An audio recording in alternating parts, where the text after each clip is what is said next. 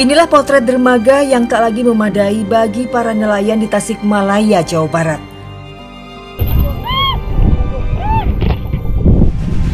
Lain kira longok mayu. Muatan kapasitas berlebih memicu peristiwa kebakaran perahu yang amat pilu.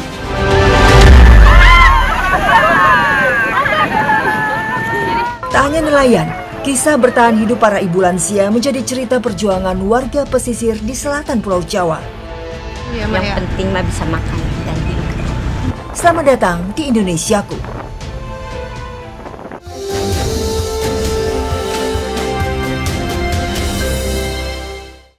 Lain kira longok mayu.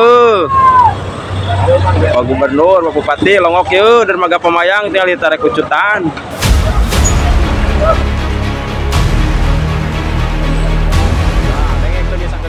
Akhir tahun 2024 kemarin bukanlah cerita penutup yang bahagia bagi nelayan di Laut Selatan Jawa. Kebakaran besar melanda dermaga Pamayang Sari di Cipatujah, Kabupaten Tasikmalaya. Seolah menjadi mimpi buruk, musibah ini kali pertama terjadi.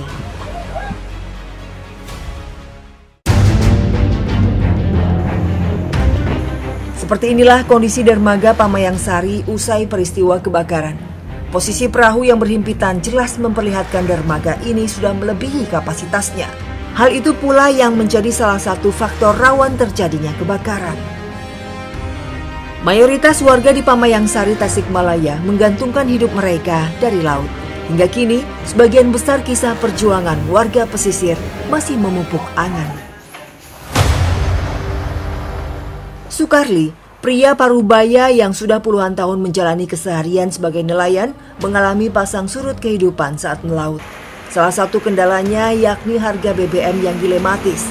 Ia kini menjadi anggota koperasi nelayan guna mendapat pasokan bahan bakar lebih murah. Pokoknya satu ini tuh 10 liter full ya? Tak dipungkiri, BBM yang menjadi kebutuhan utama pekerjaannya belum tentu berbalik modal. Kini, harga 1 liter bensin untuk perahu yakni Rp11.000. Sukarli setidaknya mengeluarkan Rp110.000 saat hendak berangkat melaut. Setiap hari, Sukarli didampingi istrinya sampai ke dermaga sebelum mengawali aktivitas mencari nafkah. Di tengah kondisi cuaca tak menentu, banyak kekhawatiran yang timbul bagi mereka para istri nelayan. Tak ada pilihan. Mau tak mau, sang kepala keluarga harus tetap berjuang demi bertahan hidup sehari-hari. Usai berpamitan, kami pun bertolak keluar dari area parkir perahu.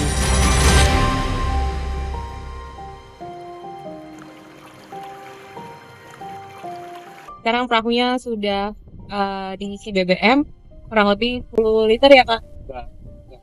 10 liter untuk satu kali pergi dan pulang laut. Dermaga Pamayang Sari dirancang untuk kapasitas 150 perahu. Kini banyak masyarakat yang beralih profesi menjadi nelayan sehingga sudah ada sekitar 300 perahu yang bersandar atau setara 2 kali lipat kapasitas dermaga. Bertahun-tahun keadaan seperti ini didiamkan. Tak ada rehabilitasi dermaga walau sudah tidak memuat daya tampung lagi. Tempat singgah para nelayan yang seharusnya menjadi lokasi aman bagi perahu mereka, kini terancam keberadaannya. Ini juga beberapa kali nyangkut bagian tiang tongkat perahu ini. Dan sekarang sudah mulai turun hujan, padahal baru juga beberapa kali.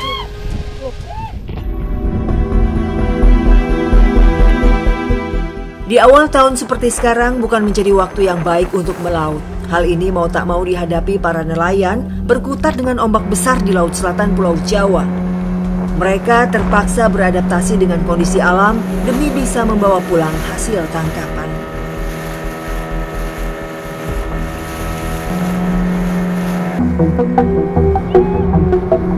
Pendapatan yang ditentukan oleh cuaca dan alam membuat mereka pasrah dan berserah. Namun amat bersyukur ketika ikan terperangkap. Jaring yang dipasang dari hari sebelumnya memiliki panjang lebih dari 15 meter dan mampu menampung bobot sekitar 50 kg. Jaring ini merupakan satu-satunya alat menangkap ikan bagi para nelayan di sini.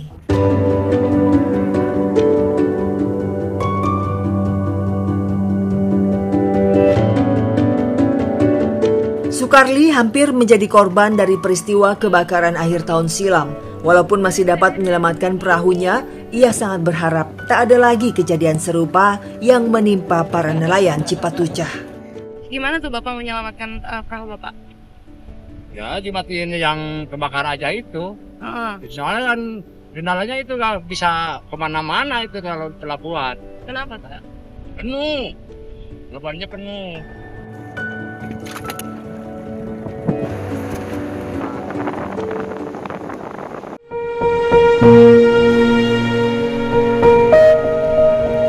Hasil tangkapan hari ini dirasa Sukarli kurang memuaskan.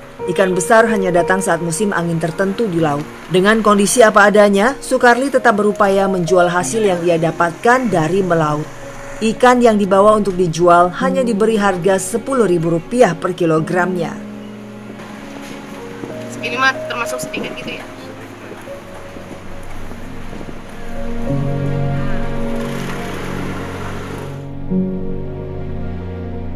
Dan hari ini yang didapat kurang maksimal ya Pak? Iya kurang. Hanya 150.000. Yang Tadi pas awal mau berangkat, Bapak udah beli bensin dulu kan? Ya. Artinya keuntungannya hanya 40.000. Iya. Tetap semangat, besok berupaya lagi ya.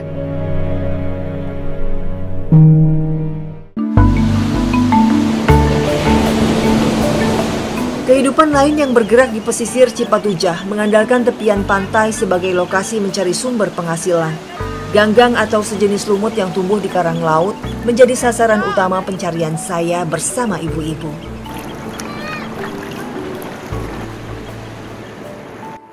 Seperti ini kondisi ombaknya kalau menerjang kami yang ada di tepi pantai ini itu bahaya sebetulnya karena di bawah itu karang. Ya Mak ya? Ya Mak ya? Kalau saya nih yang minta tolong dituntun. Maaf ya Mak.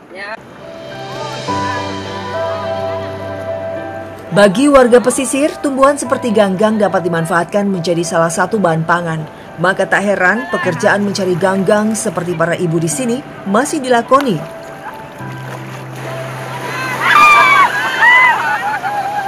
Idealnya, aktivitas mencari ganggang dilakukan saat kondisi air laut sedang surut, sehingga ganggang seolah muncul ke daratan dan mudah diambil. Sangat berbeda dengan keadaan kami sekarang, yang harus meraba dan merogoh ganggang. Kondisi air laut yang berubah-ubah membuat ibu-ibu gelisah jika harus menunggu terlalu lama.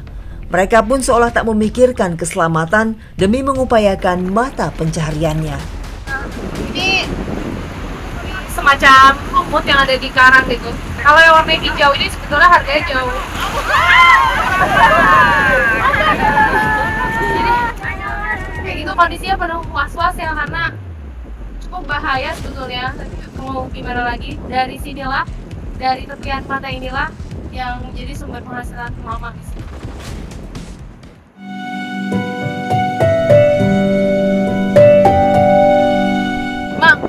Pernah nggak sih sampai ke seret arus kayak gitu lagi nyari-nyari rumput ini? Iya pernah saya. Ya sampai dalamnya itu sampai 3 meter lah gitu. Ya minta tolong sama teman gitu. Ya memang saya ini usahanya cari rumput kayak gitu kan, ya ditolong sama teman ya cari lagi kayak gitu. Ya, mama. Berdiri.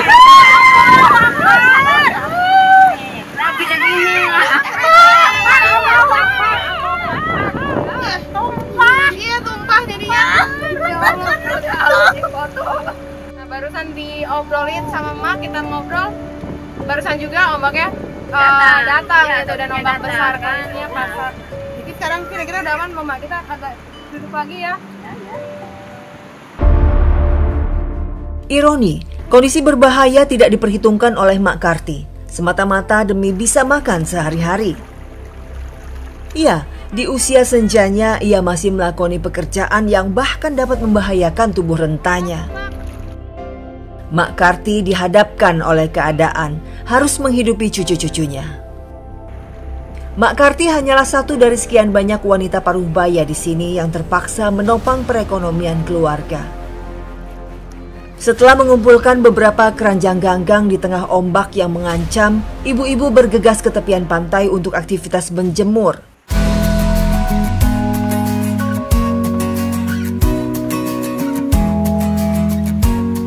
Ganggang memiliki nilai jual ketika sudah tak memiliki kadar air laut. Nah, ini ada 2 jenis sebetulnya yang diambil sama ibu. Kalau di sini disebutnya rumput kempas ya tuh ya, yang warna hijau, dan ganggang yang warnanya agak coklatan.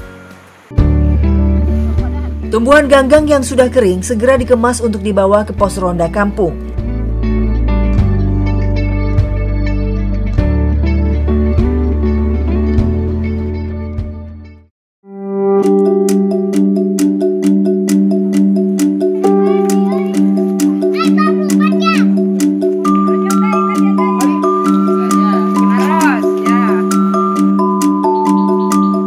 Harga 1 kilogram ganggang hanya sekitar Rp2.000, bahkan lebih rendah tergantung kondisi ganggang, memadai atau tidak.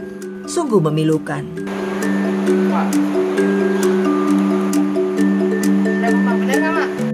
Setelah ditimbang dan melakukan transaksi, ini satu karung ada yang 15 kilo, ada yang 20 kilo. Artinya 20 kilo itu tidak melebihi Rp20.000 gitu, atau sekitar Rp16.000 saja. Itulah penghasilan emak-emak di sini sehari-hari.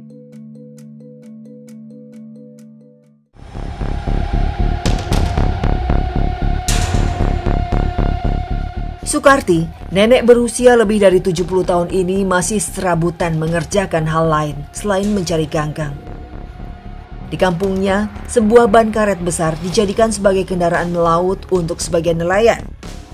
Mak Karti mencari pendapatan lain untuk merakit tali tambang pada ban, atau warga di sini menyebutnya mengarut. Penghasilan yang didapat untuk satu ban berukuran besar sekitar Rp150.000. Namun pekerjaan seperti ini tak datang setiap hari. Di sini ada juga nelayan yang juga punya perahu. Mereka mencari hasil lautnya itu dengan menggunakan ban. Dan ibu-ibu tugasnya ini nih, bikin tali tambang di ban perekat seperti ini, yang juga untuk penghasilan tambahan ya, Mak. Ya. Mak Karti berperan seperti menanggung beban sebagai kepala keluarga.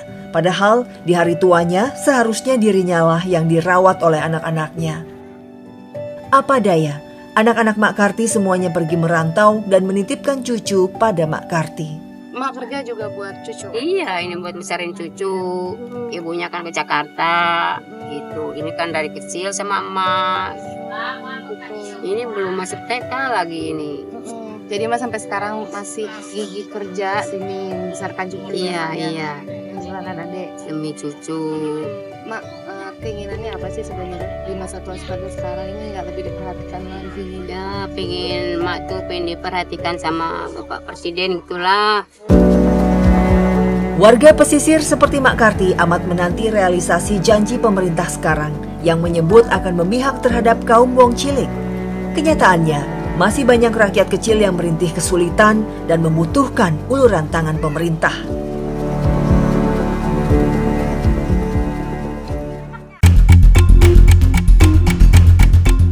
Nelayan ban terdengar familiar bagi masyarakat sepanjang pesisir selatan Laut Jawa. Ya, pergi ke laut dengan tenaga manual mendayung di atas ban kerap ditemui di sini. Hal ini dilakoni mereka yang tak punya modal besar untuk memiliki perahu. Saya bersama Mang Jeje dan kawan-kawannya mendayung ban karet hanya menggunakan piring plastik. Keterbatasan melaut menggunakan ban, yakni tidak mungkin menjangkau area tengah laut.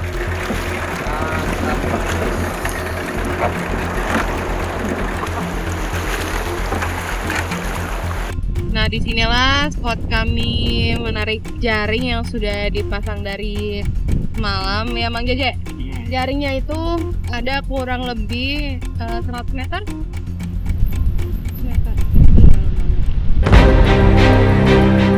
Meski berjarak tak begitu jauh dari daratan, tetap saja menguras tenaga ekstra, terutama bagi saya.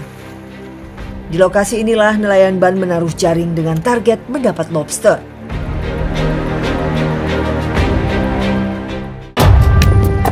Miris, sampah yang tersangkut di jaring nelayan seolah menjadi potret ekologis laut yang sudah tidak lestari.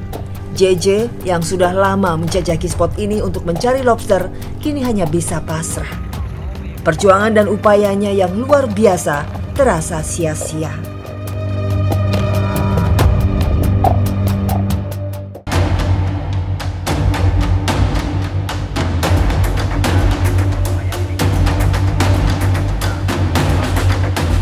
paling hampir 25 jutaan, ini segini coba.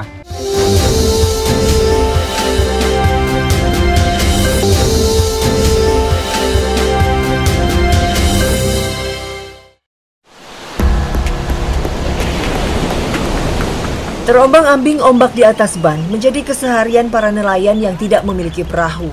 Melaut dengan cara seperti ini sudah dilakukan JJ selama lebih dari 10 tahun. Menggantungkan mata pencaharian yang ditentukan oleh kondisi laut membuat JJ hanya bisa berserah ketika hasil yang didapat tak sesuai dengan harapan. Pakai dayung aja, pakai piring aja udah, pakai fosennya. Oke, tapi biasanya dari jaring ini dapat tangkapannya gimana sih? Ya kadang-kadang ada, kadang-kadang nggak ada. Kalau lagi sekarang ini nggak ada, lagi jong, parah. JJ dan kawan-kawannya yang datang ke laut dengan ban seolah menormalisasi ketika mereka terseret ombak. Padahal hal itu merupakan resiko lebih besar yang harus ditanggung dibanding nelayan perahu. Para nelayan ban hanya mengandalkan pelampung sebagai satu-satunya alat keselamatan tanpa memikirkan bahaya ketika gulungan ombak datang.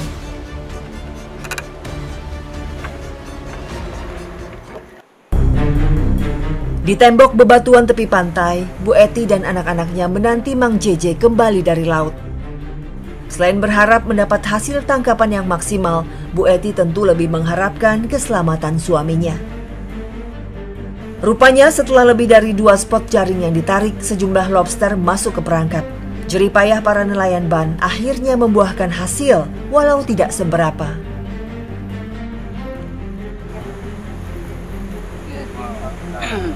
Nah, ini dia hasil tangkapan hari ini, tidak dapat banyak dan ukurannya juga bukan yang besar seperti biasanya lobsternya ini. Cuman udah bersyukur banget di tengah cuaca seperti sekarang, Mang JJ, Mang Mut masih bisa mendapatkan lobster dan ini nanti dijualnya dalam keadaan hidup.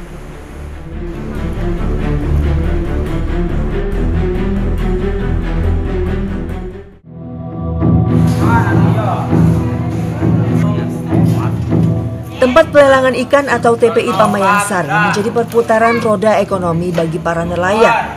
Mang JJ dan Mang Mut menjual tangkapan lobster mereka yang hanya menghasilkan sekitar Rp60.000 untuk 10 kg lobster. Sungguh menyedihkan.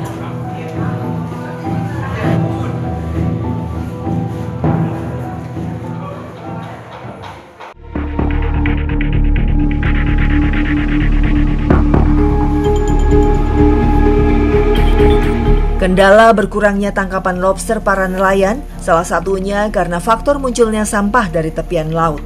Di tempat parkir perahu terlihat jelas menumpuknya sampah yang amat mengganggu lingkungan.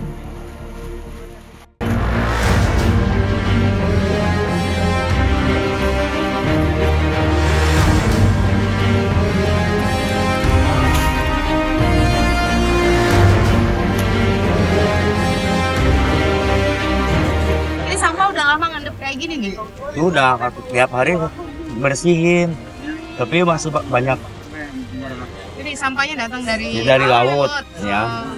Jadi apa namanya, faktor selain itu buang sampahnya ke sini juga kali orang-orang enggak? Enggak. Ini mah gimana? Di laut nih. Harusnya kan ini udah dikeruk gitu ya. Iya. Pernah ada usulan-usulan nggak sih Pak? Mungkin ke pemerintah daerah? Pernah ada usulan. Tapi belum ditanggapin.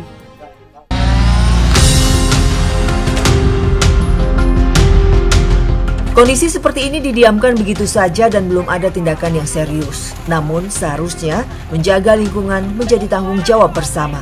Hal seperti ini seharusnya didasari kesadaran dan kebiasaan membuang sampah masyarakat sekitar, jangan lagi ke laut.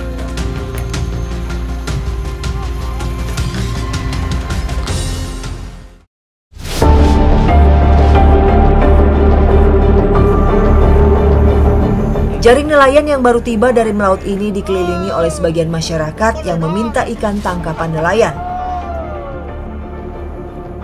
Ya, ikan-ikan berukuran kecil diberikan secara cuma-cuma oleh para nelayan bagi tetangga mereka yang membutuhkan. Kebanyakan dari mereka merupakan ibu-ibu atau para suami yang ingin membawa pulang ikan kecil untuk diolah istri-istri mereka. Bu Cucum menjadi salah satu yang memisahkan ikan dari jaring. Disinilah mata pencarian Bu Cucum untuk bisa mendapat penghasilan dari mengolah ikan asin. Meski dirinya sudah usia lanjut, dengan segala keterbatasan fisik, inilah cara Bu Cucum bertahan hidup.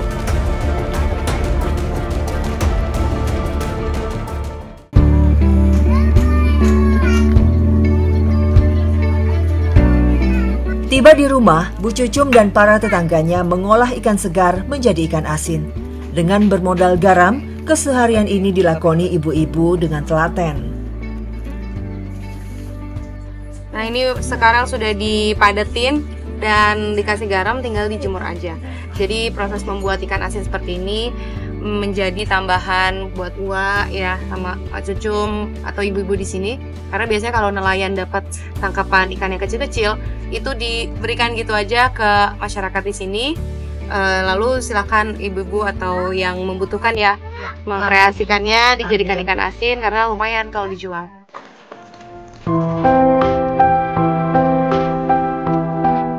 Bu Cucum menghabiskan masa tua dengan merawat cucunya. Kedua anak Bu Cucum tak lagi tinggal bersama.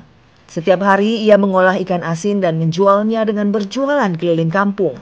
Nasibnya ditinggal begitu saja oleh suami, membuat ia mau tak mau berjuang sendiri.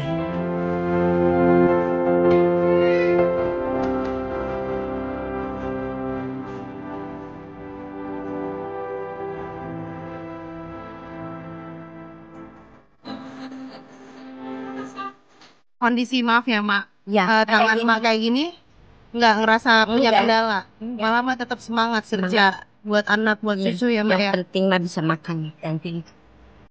Mak Cucum dari tengah segala keterbatasannya masih gigih bekerja, ngurus cucunya dengan nasibnya yang cukup menyedihkan gitu ya. Nah di tengah kondisi seperti itu dengan keterbatasan Mak Cucum nggak menyerah gitu aja, dia tetap kerja keras setiap harinya. Hebat Mak.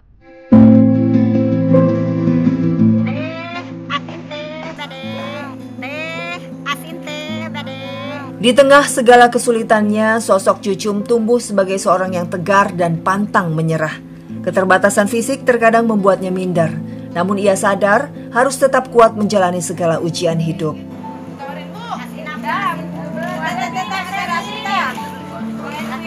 Dari menjual ikan asin, sehari-hari Bu Cucum meraup penghasilan pas-pasan. Hanya inilah satu-satunya sumber mata pencahariannya. Ia menjualnya per kantong kresek yang diberi harga tak lebih dari Rp15.000.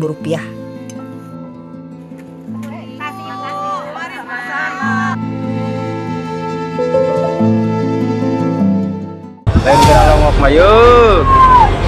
Pak Gubernur, Pak Bupati, longok yuk dermaga Pamayang tinggal ditarik kucutan. Peristiwa kebakaran dermaga Pamayang Sari di Kabupaten Tasikmalaya pada Desember lalu berimbas terhadap kondisi perahu nelayan yang rusak. Bahkan sebagian sudah tak dapat digunakan. Mereka membetulkan perahu secara swadaya karena tak ada aliran bantuan katang. Pemandangan nelayan absen melaut karena membenahi perahu mereka bergulir cukup lama pasca kebakaran. Sementara penghasilan yang mereka dapat hanya dari melaut saja.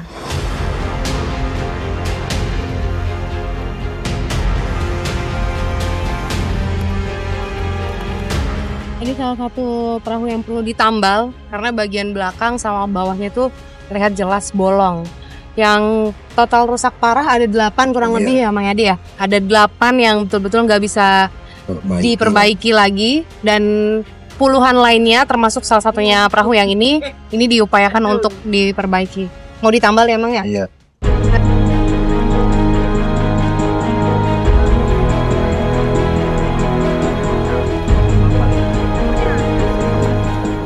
Ini kemarin sampai bolong seperti ini kerugiannya kira-kira berapa Mang? Ya paling hampir 25 jutaan ini segini juga. Oh gitu? Iya, ini banyak banget ini. Belum lagi bambunya lagi harus dibenerin lagi. Gitu. Oke. Harus pada utuh semua. Kalau nggak utuh mah ya nanti takut Bahaya bahaya banget lagi ya. nanti kalau di tengah.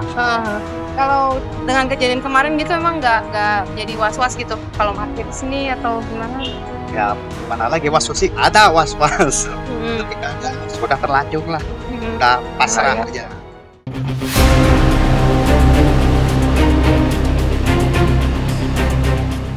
Ia tak seorang diri, puluhan nelayan lain bernasib sama, bahkan lebih parah dari yang ia alami.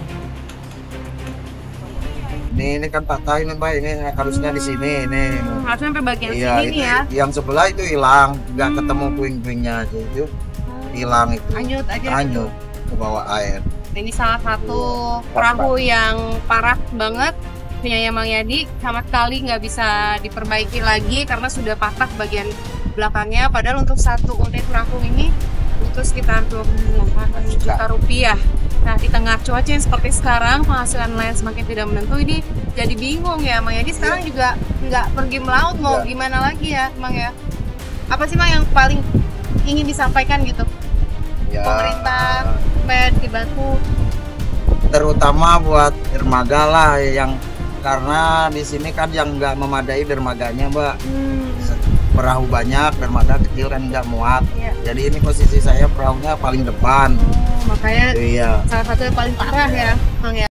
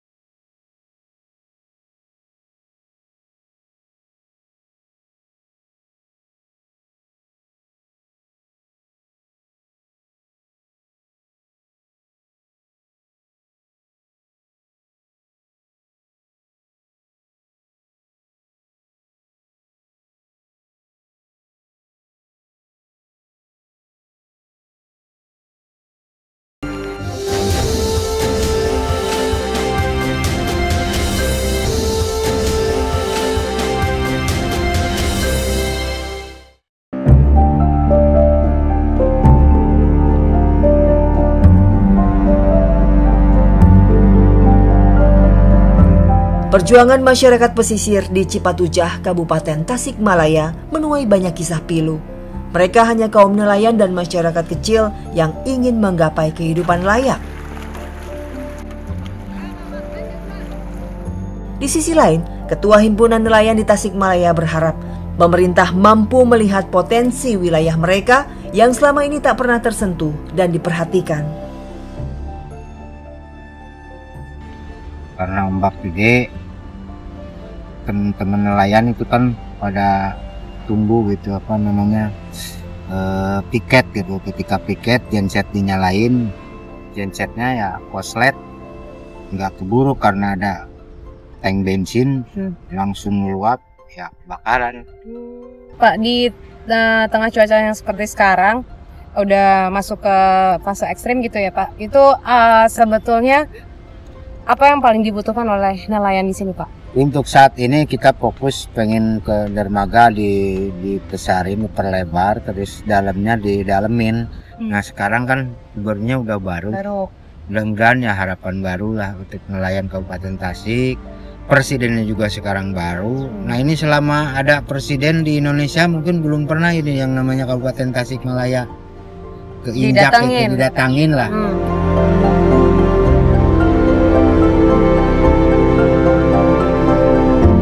Deru ombak di lautan menjadi keseharian bagi nelayan dan warga Pamayangsari. Namun mereka harus bertahan dari kerasnya ombak kehidupan yang dijalani setiap hari. Kehilangan kapal, sempitnya dermaga, hingga perjuangan ibu pencari rumput laut dan nenek pembuat perahu dari ban bekas menjadi kisah nyata sebagian masyarakat yang masih memerlukan uluran tangan dari pemerintah.